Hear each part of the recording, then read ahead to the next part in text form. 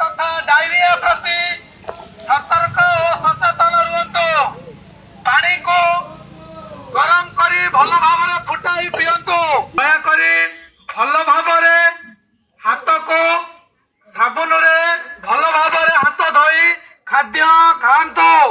गरम पानी करिकिरी पीबो भल भाव गरम पानी करी ताको छाणी फुटाई पीबो। बाहर खाद्य खाइबो नहीं बासी खाद्य खाइबो नहीं। देखु धर्मशाला अंचल रे किछि दिन हम झाड़ा बांति रे आक्रांत होतबा किछि रोगी मेडिकल रे ट्रीटमेंट हुंतु बा चिंतित रे रुहंतु सरकार तरफ विभिन्न प्रकार अवेयरनेस सचेतना करा जाउछि। ता मध्यरु एही परिप्रेक्षी रे धर्मशाला अंचल जे कोतपुर ग्रामर समाजसेवी दीपक कुमार मल्लिक युव सांबादिक काम करने सहित निजे सचेतन करने सहित समाजसेवी काम करुँच किभली यही सचेतन कार्यक्रम करैछंती किभली तांका मन को आसिला आसतु सी आम पाखे अच्छा पचारि बुझा। हाँ आपण को कौन केमती आपण यही सब समाज सेवा करने को इच्छा मन बड़ा आप सांबादिक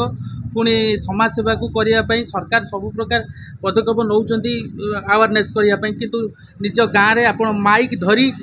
गाँव में बुली बुली प्रचार कर। नमस्कार मु दीपक कुमार मल्लिक कोतपुर धर्मशाला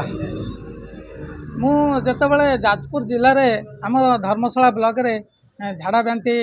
व्यापिला रोगी माने डाक्तर खाना आसिले सरकार मध्य सचेतन लोक को कले मु देखिली सरकार खाली पदक्षेप नेले सचेतन कले हम ना आम युवगोष्ठी आगु को बाहर पड़ो लोक सचेतन करने को पड़ो सरकार को सहयोग करने को पड़ो से मो मन में गोटे आसला मु लोक मान सचेतन करी ए झाड़ा बांति केमिति से माने रक्षा पाइबे सचेतनता मुख्य सतर्क रहिले निश्चिंत ये झाड़ा बांति रु मुक्ति पाइबे। सचेतन कौन मु लोक मानू घरे घरे बुली बजार हाट सब जगार बुली बुली लोक मानू सचेतन करुचे आपण माने पानी को भल भाव गरम करी ताको फुटाई छाणी पियंतु। खाइबा पूर्वर साबुन रे परिष्कार करी हाथ को भल भाव परिष्कार करी खाद्य खातु। बजार रो खाद्य खातु ना घरे जदि बासी खाद्य बंची जाइए बासी खाद्य मध्य खातु ना यही भली जदि काम करेंगे ताले आपण को कौन प्रकार झाड़ा बांति हेनी। जदि कौन व्यक्ति झाड़ा बांति आक्रांत होती ताले निकटस्थ मेडिकल को जाए डाक्तर को परामर्श नियंतु। मो लोक मान यही कथा बुली बुली घरे घरे कहूँ। अच्छा बिना पारिश्रम रे मु आज्ञा देखु मु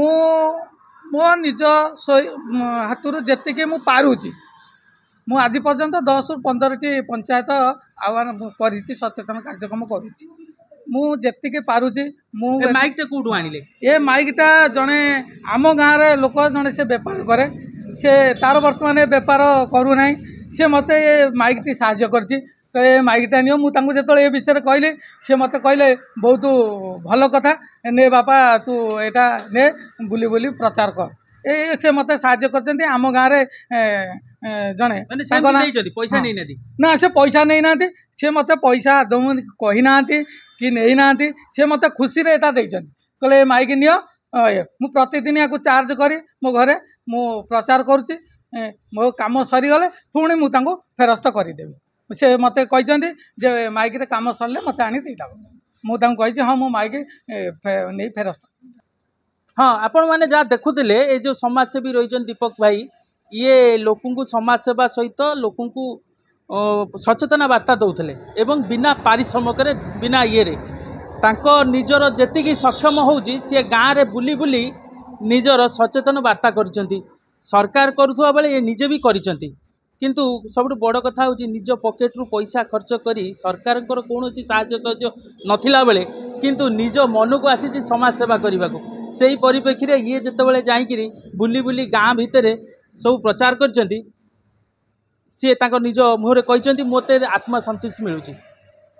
बरचणारू वेद प्रकाश नायक रिपोर्टर स्टूडेंट।